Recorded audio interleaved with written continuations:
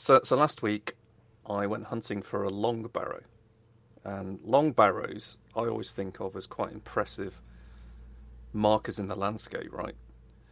But this one wasn't. It was like a pimple in a field. But it was. Are you sure it wasn't? It was still worth going because you got a fantastic view across to the Pewsey Vale and across over, and then the other direction over towards Oliver's Castle around there. It was great. But yeah, this long barrow was just a little hump in the middle of a farmer's field. Yeah, what were they thinking? I know. I'm sure it was bigger once, but I think too many ploughs over the years had eradicated it. But if anyone wants to go and see the pimple in the field, it's on King's Play Hill.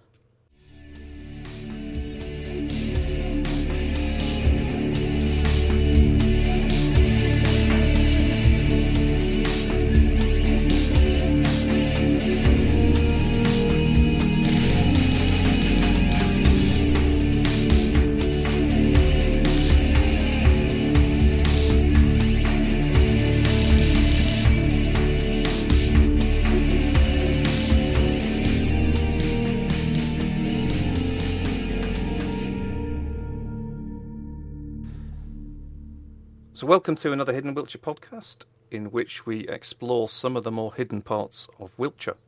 My name is Glyn Coy, and amongst other things that I do, I take photographs of these Wiltshire landscapes. And with me, I have my sidekick, Paul Tinlett, who takes photographs of the landscape and animals and people and that sort of thing. Okay, so it's been 2 weeks, I think, since our last one. 2 weeks, isn't it? It's always 2 weeks. It is, yeah. Well, it normally is, so there shouldn't be any surprises there.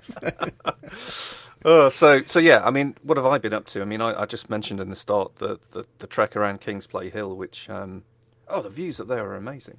And the thing as well that I really liked about it was that it was, there was an absence of people, let's just say. When I was over there, I could look across and see over towards Oliver's Castle and Roundway over there. And the car park was full, and it was like Piccadilly Circus on the top. But on my little hill just opposite, it was just as dramatic, the scenery, because you've got hollows and combes and shapes and a steep hill down. But it was wonderful, really nice up there.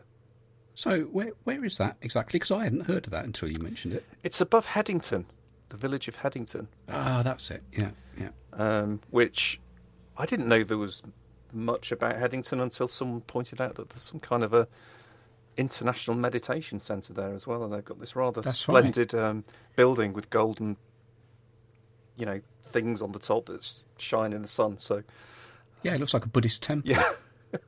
so not what you'd expect. It probably is. It probably is. Yeah, it's just not what you would expect in the middle of an old Wiltshire village, but it's there. But yeah, I went up there, and the reason why is because I'd walked across the hills opposite, so in the distance from King's Play Hill you can look across and see Firs Knoll and Morgan's Hill. So what I did is just go in the opposite direction and headed over, because I'd noticed on the map they had this long barrow, and I wanted to take a look at it. So yeah, it wasn't spectacular, but the views up there were worth looking at. Yeah, it's a lovely part of the world around there. It's very quiet as well, isn't it? I used to, when I was a bit fitter, I used to cycle a lot through there. Yeah. And it's that sort of quite a sort of windy lane that goes through Headington, and I can't remember the name of the villages. Heads off sort of towards Calne, I think. And I used to sort of go from there over to the A4 and then up over past Cheryl Monument and towards sort of Marlborough that way. But that stretch through Headington, and the pub there is supposed to be great, although I've never actually been. So hopefully that will survive lockdown and be open when we're all released. So what have you been up to? Well, as you know, I've done a couple of walks. So I think last week, that's right, I'm losing track of time. We went and did we went to see, is it Dunscombe Bottom? I'm getting my bottoms mixed up. Dunscombe Bottom, the one where you go and count sheep. Yeah. So we thought we'd go up there and check the sheep for you, and sure enough, there were 31, so that was all good. But we sort of from there we walked over towards Knook Castle, and with the intention of sort of carrying on over the hills to the south, up to Lovell, and back to Heytesbury where we'd parked, and we had another sort of little unfortunate counter with diverted footpaths, and we came to a section of the footpath where it very clearly had been blocked and a fence had been put up. So I'm looking at my OS Maps app on my phone, and this is my walking buddy Stu, and we're looking at the map and we're looking at the terrain in front of us. Yep, he's definitely blocked the path here. So we climbed over the fence, ended up in this guy's back garden basically, through a gate in his garden, over another fence, where a sort of bridleway cross in front of us, still in his garden, and the guy was in his garage cutting wood or something. And I don't know if he didn't see us or decided not to confront us, because we were pretty angry about this sort of blocked path, and I was taking pictures, and I thought, I'm going to report this. And we got out the other end, and I don't know, I think it was when I got home later on that for some reason I was looking at the permissive paths map on the Wiltshire Council website, and he's actually got the path diverted quite legally. So we were trespassing. We were in the wrong. So you're clambering over his fence through his garden, yeah, crawling through his hedgerow in his garden, through the flower beds. Has he put any barbed wire up or anything, or was it? Well, the first one was barbed wire, we climbed over that. But I know what you mean, because on that section I've seen it on the map myself. I've seen that the Ordnance Survey on the app goes through the house, past the house and through the garden, and I've always thought, I don't fancy doing that, so I'll stick on the MOD road and get shaken out by the army if I'm doing something. That's wrong. Right. Well, that was our quandary. We thought, well, God, we can go on the military road and get in trouble because they're doing a lot of patrols at the moment. Yeah. And I really didn't fancy mixing it with the sort of landmark guys, as lovely as most of them are. So we thought, well, the guy's blocked the path, so we're just going to, I know my rights, trample through his garden. So in the unlikely event that the guy hears it, he probably knows who he is. I do apologise for walking through his garden. We were completely in the wrong. And the road, actually, I don't think it is a military road. It is one of those sort of concrete roads that you get on Salisbury Plain. Yeah. But I don't think it's a military road. Yeah. I may be wrong there. It's certainly not the Southern Transit route. No, it's not. I think it is an MOD road, but I think I've seen quite a lot of people park up there with doing dog walking and things like that. Oh, right. But down at the bottom, I've noticed there is a sign saying no vehicles, so I'm not just one of those private roads maybe that you're probably okay to walk on, but it's from up there that you look down onto, and we've mentioned it before, East Hill Farm. Yes. And the Guy family who farm that, and the Far from the Madding Cows Instagram feed, and in fact we thought we could see them off in the distance out the Land Rover feeding the cows. But it's one of those places which, although it's very close to Warminster, very quiet, and we didn't see anybody else walking out there at all. Yeah, it is quiet. As you know, I go up there most Sundays at the moment to do the sheep counting, and last week I parked up by Knook camp and walked across from there, and it was very quiet. There was nobody up there. It was very peaceful. As you saw, sorry, the feed cut out for a moment, so I interrupted you, I think. As you saw from my photograph, and I know you've seen it, somebody fly tipped a load of rubbish up by Knook Castle, which was just awful to see. I mean, a lot of it as well.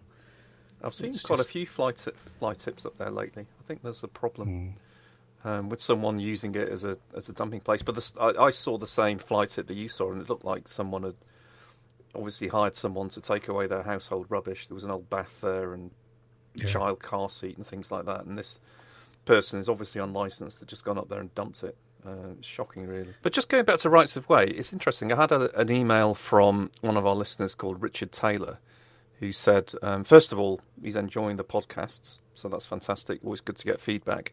But he said that after we'd mentioned the Wiltshire definitive map, he'd gone to have a look and found it was a great resource to play around with. But he also discovered that he found some paths local to him, which are shown as footpaths on the map, but are now blocked off and marked as private on the ground. But they're not listed on the closures page at all. So he was asking, do we have any experience of using the online reporting system on there? Now, I personally haven't. I don't know if you have, but it's there, and I'd encourage people to use it if they find issues around rights of way. Yeah, I've got yet another app on my phone, which I got a feeling it might be a Ramblers Association app, and I used this app to report a blocked path. It wasn't deliberately blocked; it'd been left to become overgrown. It was over near West Lavington Way. It was between West Lavington and Earlstoke, along there.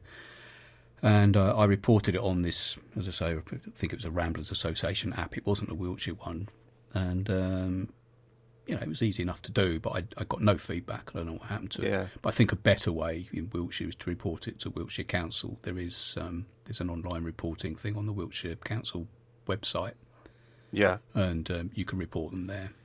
Yeah, and I think it's important to do that because the council can't possibly monitor every single right of way, so they do depend on people out there using them. If you find they're blocked off and the definitive map is being violated because someone's closed off a right of way or made it inaccessible, then do report it, because the council does have a responsibility to make sure that these rights of way are kept open. And to get a footpath diverted there's quite a process to go through, quite a long-winded process. You have to advertise the fact that you want to do this, you want to divert it or block it completely, and there's a consultation period, and it's not an easy thing to do. So I mean that's with the last few weeks, that's 2 now that we've discussed on here. And there isn't where people have been successful in doing that. And just as a teaser trailer, there'll be another one I'm going to discuss next week when we talk about the walk around Ranscombe Bottom and Morgan's Hill, because I discovered another one up there, so that'll be 3. And they're all related, actually. The ones that we found, these 3, are all related to rights of way going through people's gardens and trying to get them diverted. But anyway, you trying to wind me up or what? Me? Never. Yeah. So another thing I actually had this week, I had a letter, a handwritten letter actually, from a Wiltshire artist who I do follow on social media, and I bought a couple of his prints. David Alderslade. Some of you who listen may know his work, because he's based in Wiltshire and does a lot of paintings of iconic Wiltshire views.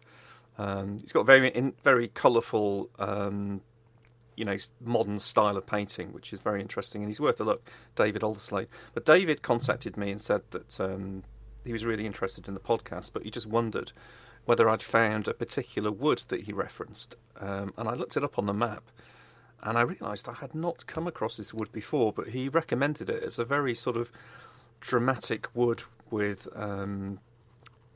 very steep hillsides and tree roots coming out of the ground, and it looked very eerie and was supposedly haunted. But I'm not going to spoil a surprise of saying where it is, but I'm going to go and have a look at that and report back in future. So just, if David's listening, thanks for that, David. Thanks for the tip. And if any of you listen and find things that you would like to share with us and think we'd be interested in going to have a look and are relatively hidden, do actually let us know, because we're always on the lookout for new places to visit. Yeah, absolutely. I mean, it's part of the purpose of the Hidden Wiltshire closed Facebook group, where if you want to join that group, you have to answer a number of questions and be prepared to contribute to this sort of project of discovering some of the hidden places. We do get a lot of people sort of apply to join and then don't answer any questions. And unfortunately, you won't be admitted if you don't answer any of the questions. But it's if you want to sort of contribute to the project, then please join that. The other point I was going to make also was just a reminder to people to have a look at the website when we release these podcasts, because there are sort of detailed show notes and we put links into all sorts of stuff in there. So I will link to David's website with his paintings. Yes, definitely. And just to clarify on the Facebook side of things, we have a closed Facebook group, and we prefer people to come into that who want to contribute. So that's why it's closed. But if you just want to consume and look and see the things that we do, and still see the pictures and the articles and the podcasts, we have a Facebook page. And if you like that and click a like, you'll just see that come into your Facebook feed, and you can just see the stuff that comes out. So that's why we have the two different spaces for Hidden Wiltshire on Facebook, really. Yeah, that's a good point. So, yeah, I was going to say the other things that I've done this last couple of weeks really sort of take us into the next part of the podcast. Where I did a bit of homework the other day and sort of revisited the walk that we're going to talk about now.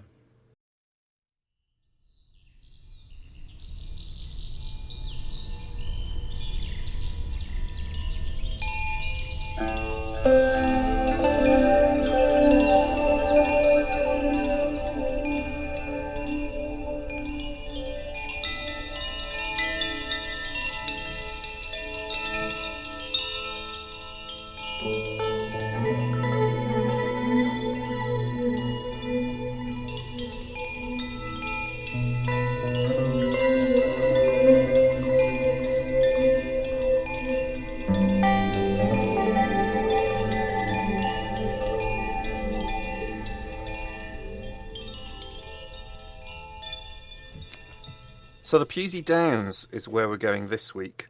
Now, can I stop you there? Yeah. I'm going to stop you right there because I don't think it's called the Pewsey Downs. Go on. I think it's Pewsey Vale, and the downs above Pewsey Vale are the Marlborough Downs. Oh, okay. So that's where we're going today. So, I mean, that's what I'd say in general, and I know that a lot of other people refer to them as the Pewsey Downs.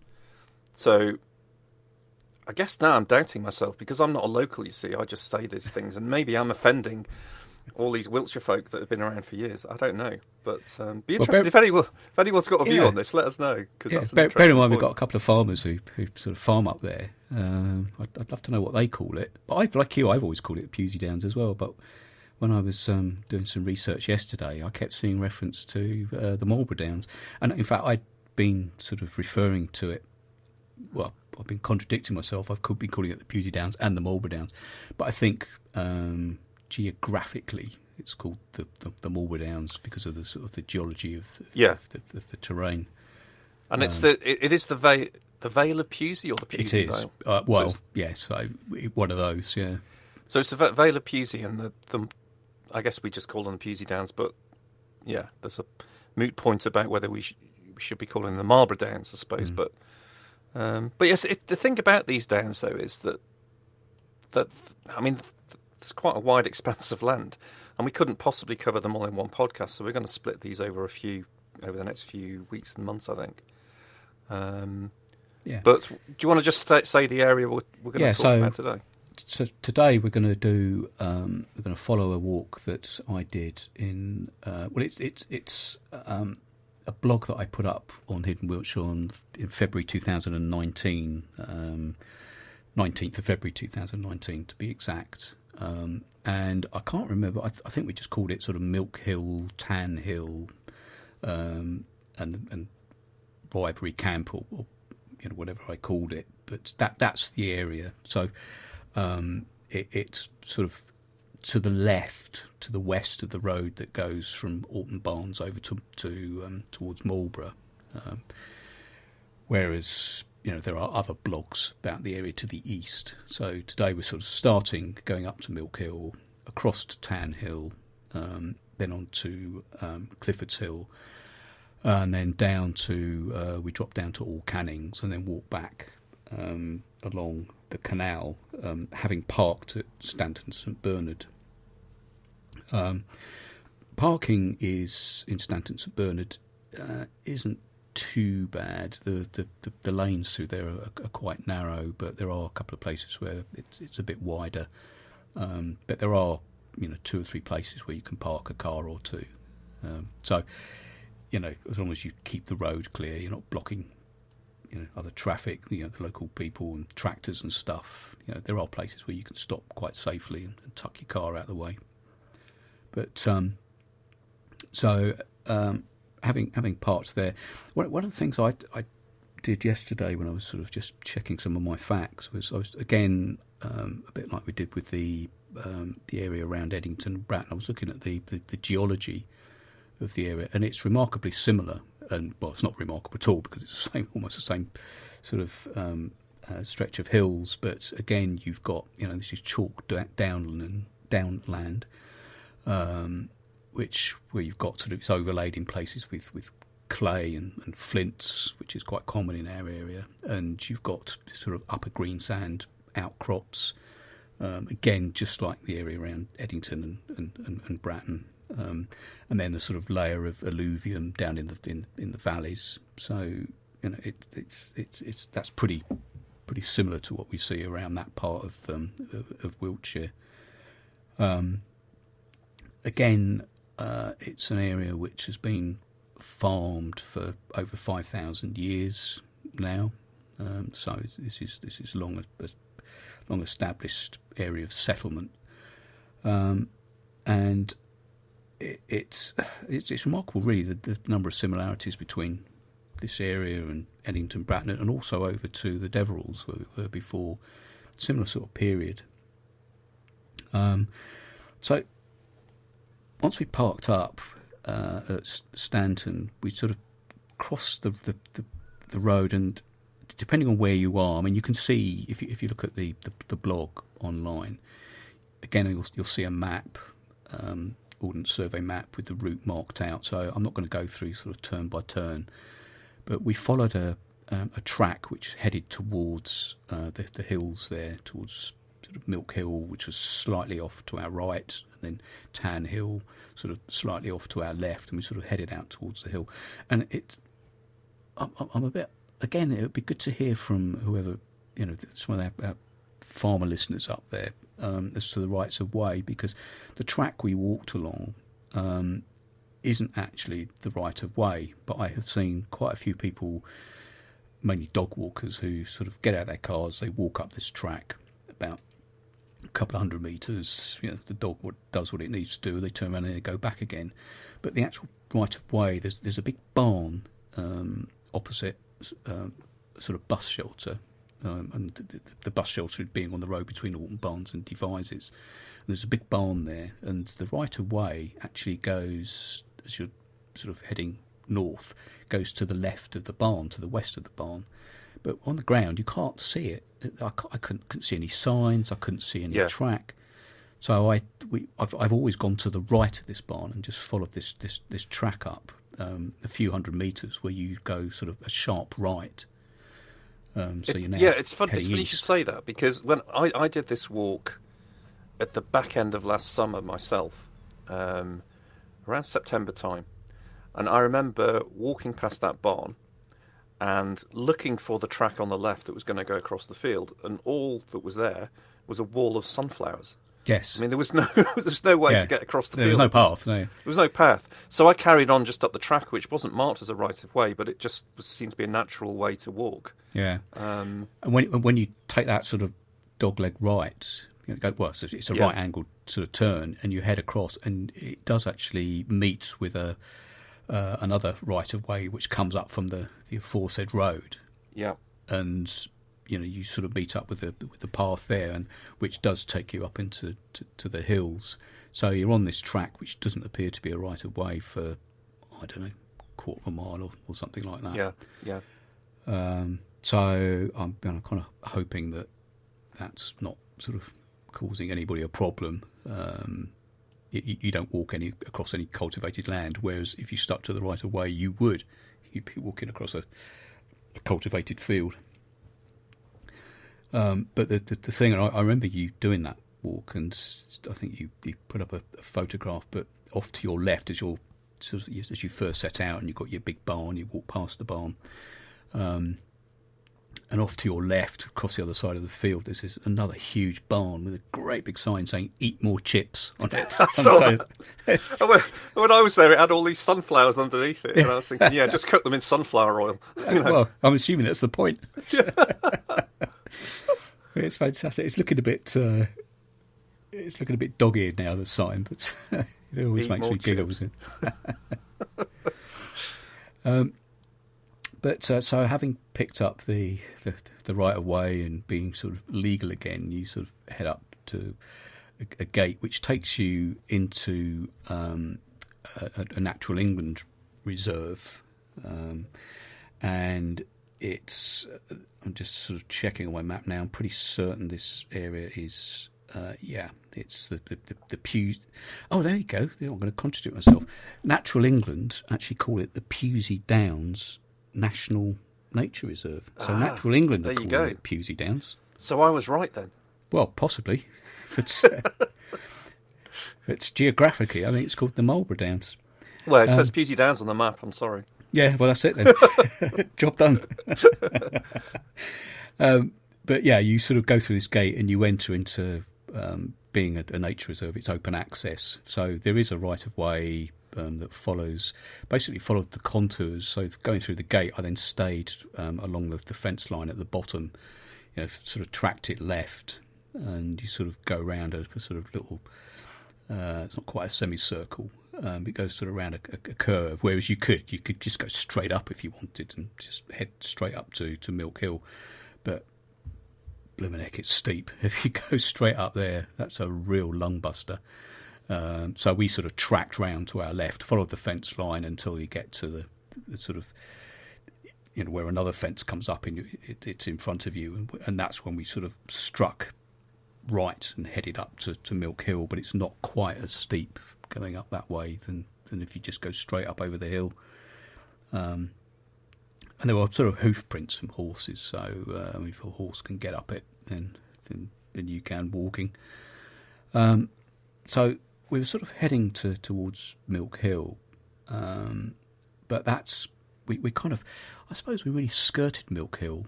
So we didn't go over to the White Horse, which everybody knows Milk Hill for, which was sort of further to our east, and we sort of stayed away from that area. And there were a few people up there the other day when we had a look. So the first time I did it back in 2019, it was pretty quiet, if I remember. But the day before yesterday, when I went back with Stu to have a sort of a refresher, there was a fair few people walking up there. So we sort of kept off the summit of Milk Hill, if you like. The thing about the Milk Hill, I mean, Milk Hill is the highest point in Wiltshire, right? Yeah. I don't know what the actual height is. Do you know? Is it? Yes, 1,000 it feet is. Or something? It not far off. It's 295 metres, which is, right, according to my notes, 968 feet. And it's not like some of there are some other hills in Wiltshire which are lower than that, but actually more dramatic and mountain-like, and so it's quite a flat plateau at the top. And I remember once trying to find the summit and realised it was in the middle of a load of crops, and there's no trig point or anything up there, so it's. What, Milk Hill? Yeah. Is it? There's crops up there. Yeah. Oh. The actual summit is right in the middle of the field on the top. Oh, I know the field. Yes, I do know. So the field is actually just off the open access bits. You can't. So the summit is, off beaten track. But actually, when you get to the summit, you probably wouldn't notice it because it's very flat. Well, I think there was a term that they use, that it's less prominent than other hills. Prominence actually is a defined term. I can't remember what it means, but it's where the summit is so many feet or so many meters higher than the area around it, so that it is prominent to the eye. Yeah. Because when you sort of get up there, and we kind of then headed towards Wansdyke, and ultimately you're aiming for Tan Hill, and Tan Hill is only, I think, is it 26 centimetres lower than Milk Hill. So Milk Hill's the highest point in Wiltshire. Tan Hill is the second. And in fact, I think it's also the second highest chalk downland in the UK. Yeah. So the highest being Walbury Hill in Berkshire. Which is a fraction higher. But that whole sort of summit ridge is just sort of one big area of sort of open access land, and you, apart from the fantastic views, you don't get the sense of you're climbing a big hill. You're kind of up there, and you stay up there. You're staying at a level along a ridge. You're up high for a while, and that's the thing as well. Is even though I say it's not as dramatic as maybe some other standalone hills, but when you're up there, the views are absolutely stunning. I mean, you could spend a day up there with a camera and never get bored. I mean, it's just so many different angles, viewpoints. And the funny thing is, you talked about people, a lot of people up there. When I was up there were more people in the air than there were on the ground. Yeah. And you had hang gliders screaming and shouting at paragliders were getting in each other's way. It was really weird. Yeah. Swearing at each other in the sky. It was bizarre. I went up there another time, and I basically went up there to have a look at. There was a crop circle between Stanton St Bernard and Milk Hill, and the in the sort of the valley below. So I thought I'll go up there and get a photograph of the crop circle. And it's actually, I couldn't really get a decent vantage point. You need a drone to get a decent shot there. And so anyway, I was sitting on the side of the hill, and it was quite a nice, warm, sunny day. And I was sort of dozing off, I think, and I'd sort of heard voices, but I can't see anybody. And I realised the voices were above me, and they were hang gliders, and I'd seen these guys. They were sort of sitting around in there's a load of hawthorn up there, so it strikes me as a bit of a dodgy place to go hang gliding, because if you don't judge your landing right, that could be pretty painful. And they'd been sitting around. It was quite windy, and then whilst I was sort of just dozing on the top of the hill, obviously there was a lull in the wind, and they all took to the air, and these guys were right above me. And I luckily I had my sort of big Nikon camera with me with a long lens on it, and I must have taken 100 photographs of these guys, and I sold some prints to the club, because I sort of contacted them and said, I was there taking your photographs, and they said, oh yeah, we saw you down there, and have you got any decent prints? So I sold a few. But yeah, you're right. I mean, there was that day there were more people in the air than there were on the ground. Yeah, it gets quite busy up there with the paragliders and the hang gliders. It's one of the top places in Wiltshire to go flying. Apparently. That's right. Yeah. My next door neighbour, he goes paragliding. Usually over at the Westbury White Horse, but also over at Milk Hill. Well, they do. There's a course, isn't there, where they take off from, I can't remember the name of the hill. It's over towards sort of south of Hungerford, and I can picture it and see the hill in my head. But they take off from there, and they do a route along the sort of the escarpments, and they take in the white horses. So via Milk Hill, they then sort of carry on over towards Westbury. So that's quite a long journey. Yeah. But yeah, Wednesday when Stu and I walked up there, I mean, yeah, don't get me wrong, it wasn't busy, but we did see other people up there. Yeah. And just bearing in mind the weather wasn't great, it was certainly not at that point. It was a surprising number of people up there. I know it's a place I go up there probably a couple of times a year in the evening in the summer to watch the sunset, because if you park in the sort of Pewsey Downs car park, you can sort of go up Walker's Hill, do a circuit, go up Walker's Hill, past the White Horse, around Mill Hill, back along the Wansdyke, drop down going towards Knapp Hill. That's a really nice circuit. Yeah. Only a short one. Yeah, we so the other day, and in 2019, from Milk Hill, as I said earlier, we sort of headed over towards the Wansdyke. And this section of the Wansdyke is probably it is the best preserved of the whole Wansdyke, the whole length of the Wansdyke. I mean, the Wansdyke is like 35 miles in total, and our bit through Wiltshire is what's called East Wansdyke, which is, I think it's 7 or 9 miles, something like that in length. But the Wansdyke there, and it's hardly hidden. I mean, I think most people know about the Wansdyke, but it's the ditches are still really, really deep there. I mean, I read somewhere it was 8 feet deep, but I think it's a lot deeper than that, especially if you take into account the earthworks above it. So from the bottom of the ditch to the top of the earthworks, it's got to be a good 20 feet. Yeah. And I remember, I think when I did it in 2019, there was still sort of deep snow in Wansdyke, and it was quite a sort of warm, sunny day when I went up there for February, and I was astonished really at how much snow there was still in the Wansdyke, because it's sort of deep in shadow down there. But, yeah, it's a bit of a mystery as well, the Wansdyke, isn't it? Because yeah, no I one's was about really sure of the provenance. No, exactly. I was about to say that. I mean, sort of like three theories, isn't there? To sort of, what it was for.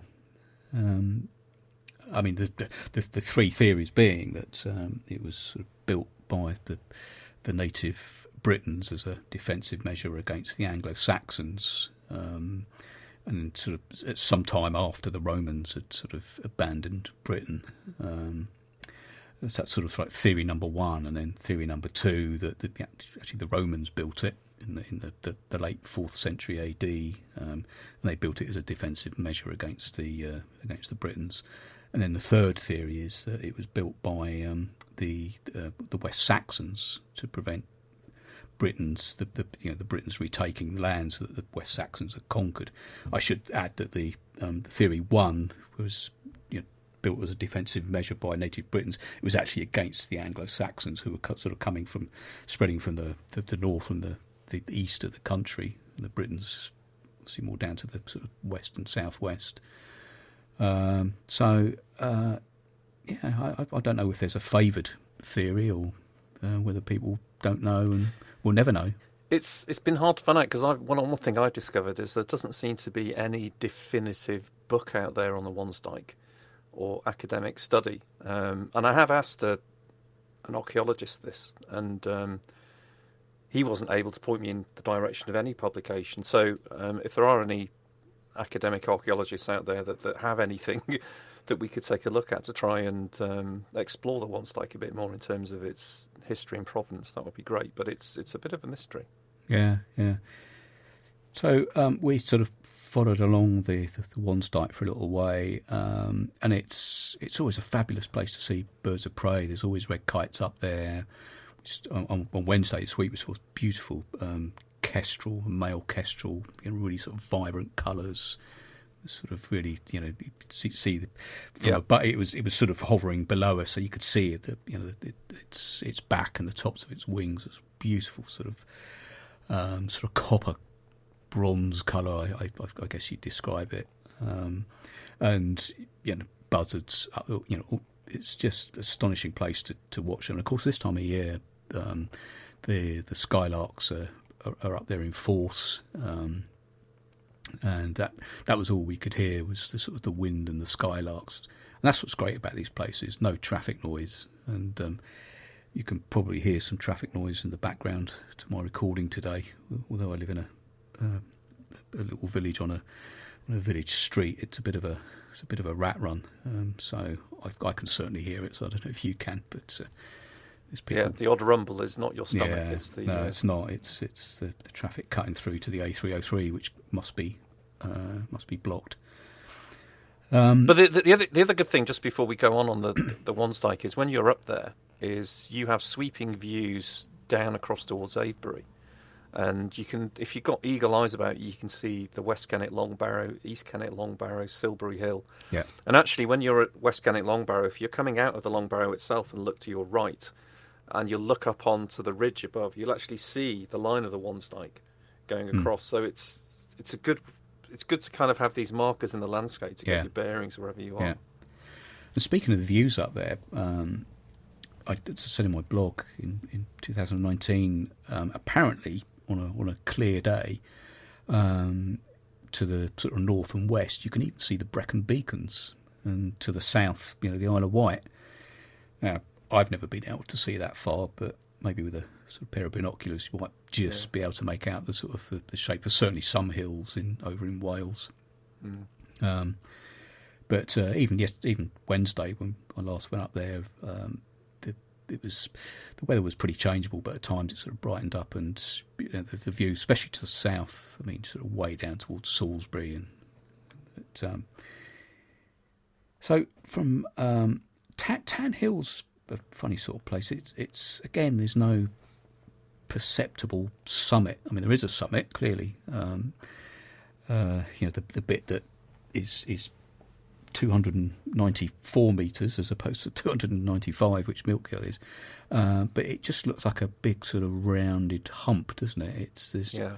When you're up there, you do sort of descend slightly from Milk Hill. In fact, you cross a track which comes up from the road up to the parking area for the Thames Valley Hang Gliding Club, I think they're called. They've got a little car park up there, so you cross over that, and then you sort of ascend, and you've got all sorts of options as to where you can walk because much of it is open access.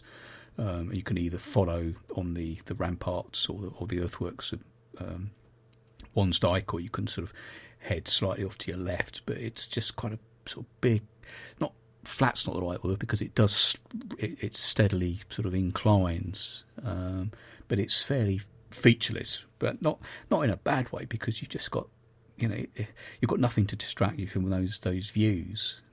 And across off to the west you can see Cheryl Monument, and then you can see Furze Knoll, Morgan's Hill, you can see Oliver's Camp, all very clearly, and none of them look very far away.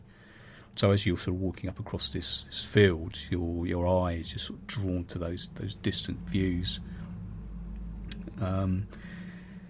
So having sort of got up to Tan Hill, we then sort of turned and headed south, and basically what you're doing is you're making for Clifford's Hill, which you can see very clearly.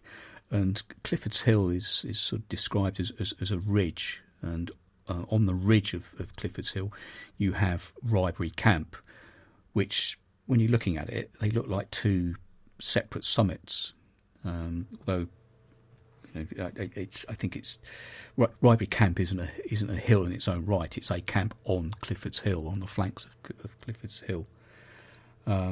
So that's kind of where we headed, and I remember we sort of dropped down quite steeply, and getting to a sort of saddle before heading back up. And your sort of first sort of reference point is Ribery, I think. Have I got this right way around? And which you very clearly see from above. So at Tan Hill, you're looking down onto Ribery Camp, aren't you?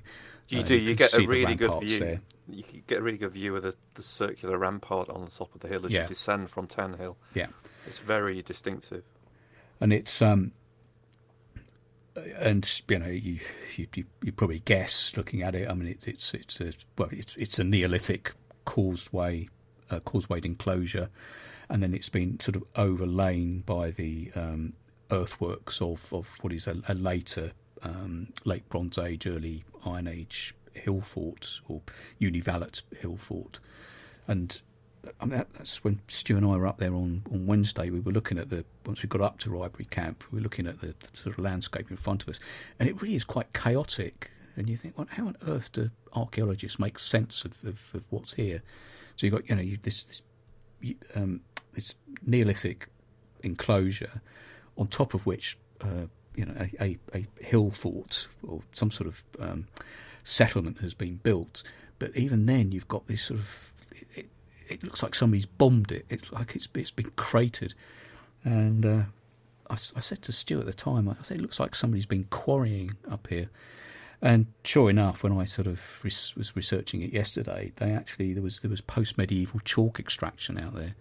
So again, you've got the Neolithic, late Bronze Age, early Iron Age, and then medieval sort of activity up there, all in this same relatively small area.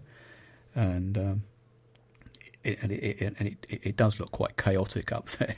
So hats off to archaeologists, how they make sense of these places and sort of figure out what's been going on there.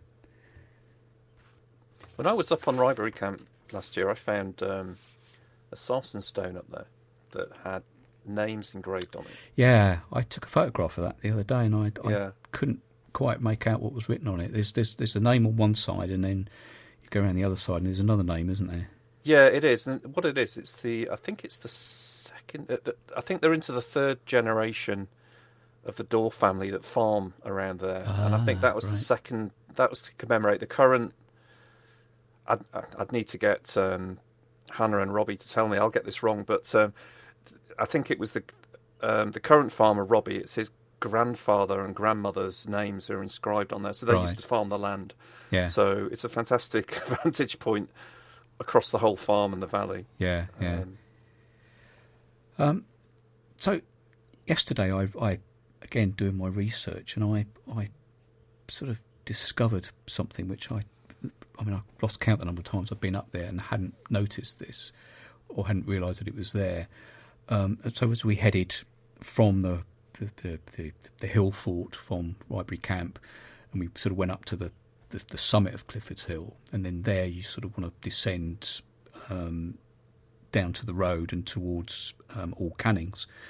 And as you sort of come down the path, you're sort of aware of more sort of earthworks. I mean, the earthworks everywhere up here. I mean, it's just you look at the map. I mean, and most of them, there's no sort of, certainly online, I couldn't find any history for each and every one of them. But there's an awful lot of history up there. But you come down and almost sort of towards the bottom. And as I say, it was only yesterday when I was looking at it. So there's something called, there's a very, very important historical site called All Cannings Cross. And basically, as you're descending from Clifford's Hill, you're heading towards Cannings Cross Farm.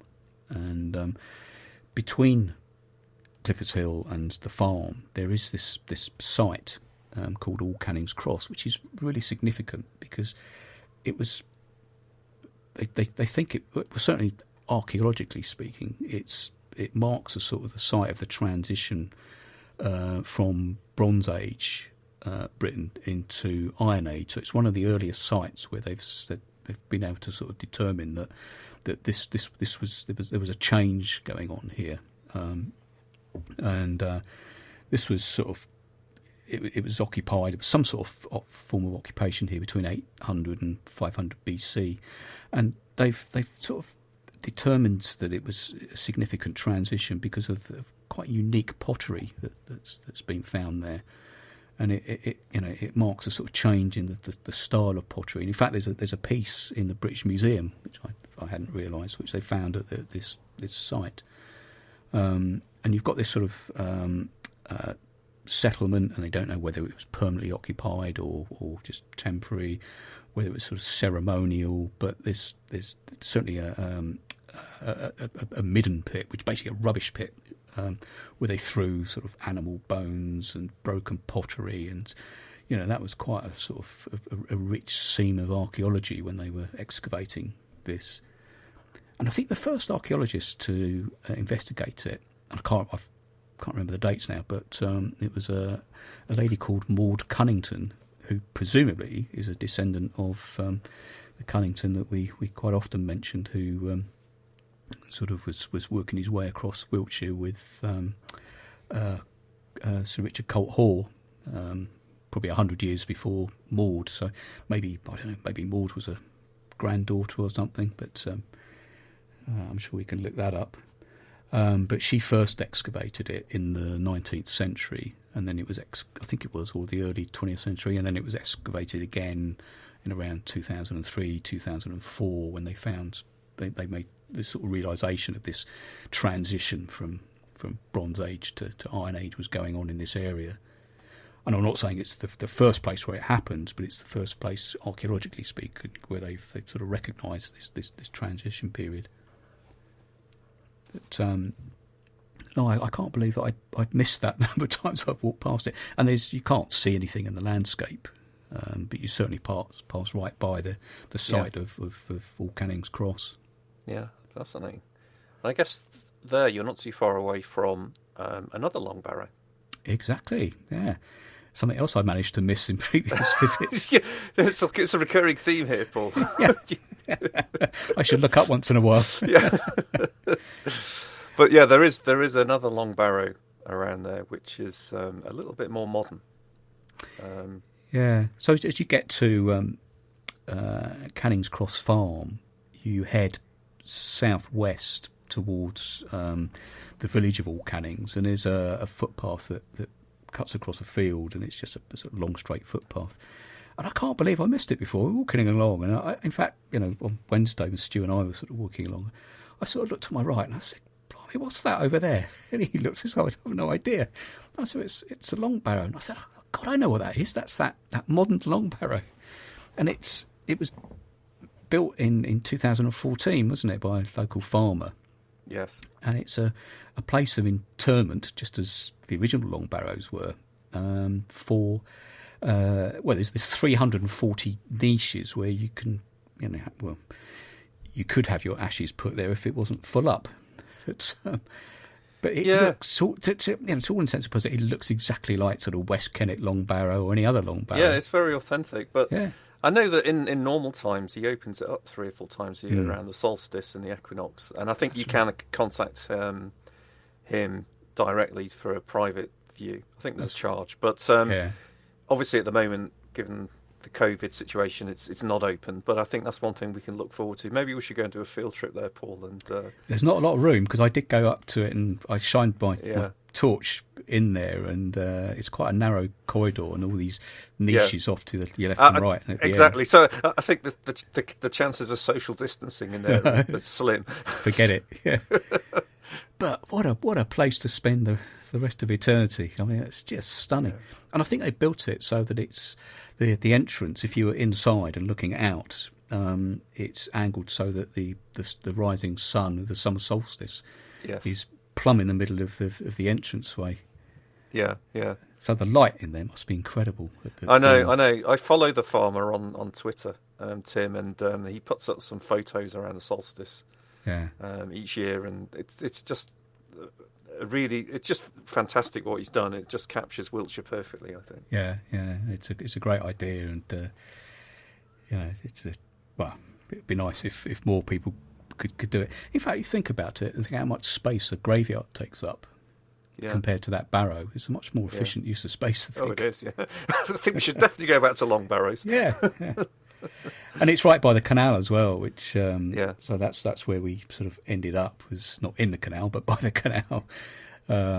So we sort of walked back from all Cannings and sort of struck out towards Stanton St Bernard where the cars were parked. And the canal is, I mean, it's always nice to walk along there, and I just love looking at the different boats, and some of them have got such character, and some of the people who live on these boats, I'd love to, if I was more confident, go and sort of ask if I can take photographs. But I posted on the Facebook group on Wednesday a picture of somebody built a little. I said it was a willow arch, but whether it's willow or hazel, I think willow is more sort of bendy, so it's probably a willow arch. And for no apparent reason, they just made this little arch on the towpath. And there was a fantastic boat, and I think it was called Canal Gypsy or something like that. And it looked a bit like a sort of traveller's caravan, and all this incredible stuff piled up on it. I mean, I would have taken a photograph, but the boat owners were actually in there, and I didn't want to intrude. But it's fantastic. So we followed the canal for, I don't know, maybe a mile or so. It wasn't very long, and it does get incredibly muddy though at times. Fortunately. This week when we did it was pretty dry, but I know in February 2019 when I wrote the blog it was really muddy then. But so we headed to Stanton St Bernard, and there's a couple of, basically you get off the canal towpath at one of the bridges over the canal, and there's 2 there, so just take your pick depending on where you've parked your car. But we came off at the second bridge as you go east on Wednesday, which I hadn't been on this little road before, and it sort of tipped us out onto this lane, and there was a lovely little terrace of cottages. I think they were called canal cottages, funnily enough, and it was on a lane that headed sort of due south, and this is at Stanton Bridge, and I don't ever remember seeing this lane before or where it went. So I looked up on the map, and it actually finishes at Stanton Dairy. And before you get to Stanton Dairy, there's a farm called Mill Farm, which I think is the site of what used to be Stanton Mill, which was a water mill. And it's on this. I mean, look at the map. There's barely any evidence of a waterway there, but it must have been there's a little stream, but I don't think that's used as a water mill anymore. But there's 2 or 3 around this area. But the thing that caught my eye, and it's for another visit, was down to the sort of southeast of Stanton Bridge. I saw something on the map called Hanging Stone, and I was sort of googling this, and I was googling Stanton St Bernard Hanging Stone. Absolutely nothing came up.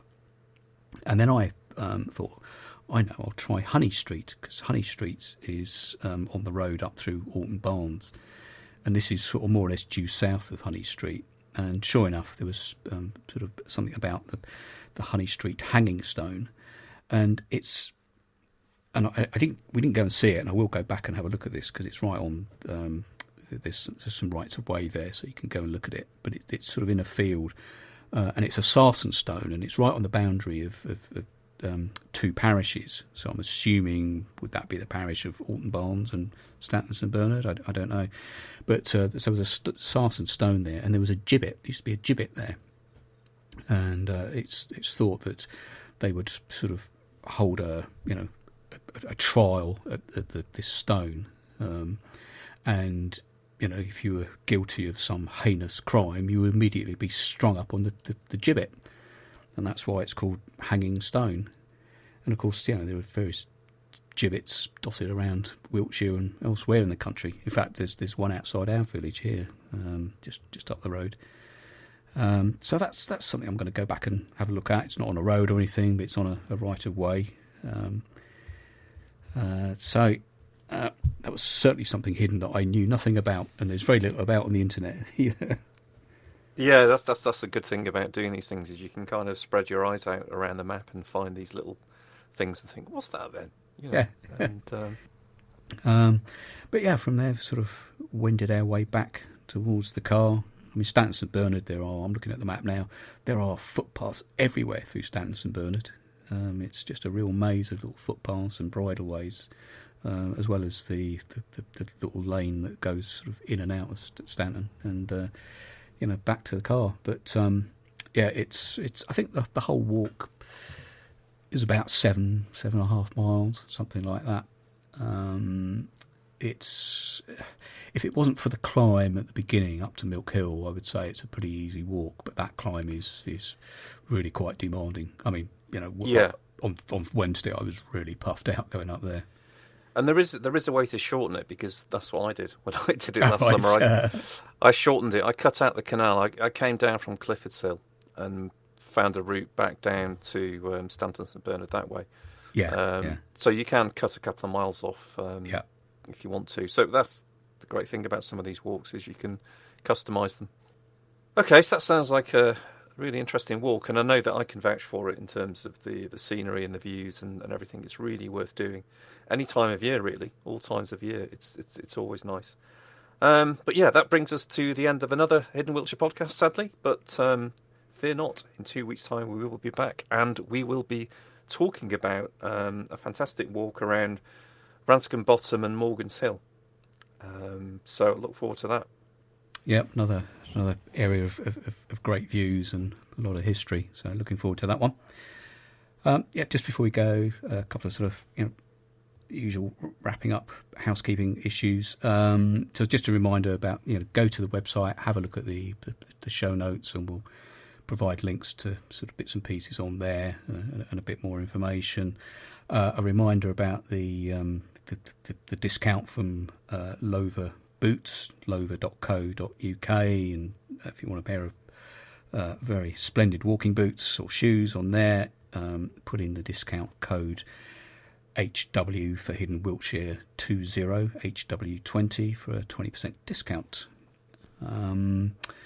And yep, just the usual hat tip to Steve Dixon for his music in this episode. So the piece we use in the middle, we're back to using Downland, which always seems appropriate for these walks in the hills around Hidden Wiltshire. Great. Well, we'll see you in 2 weeks. Bye for now. Bye for now.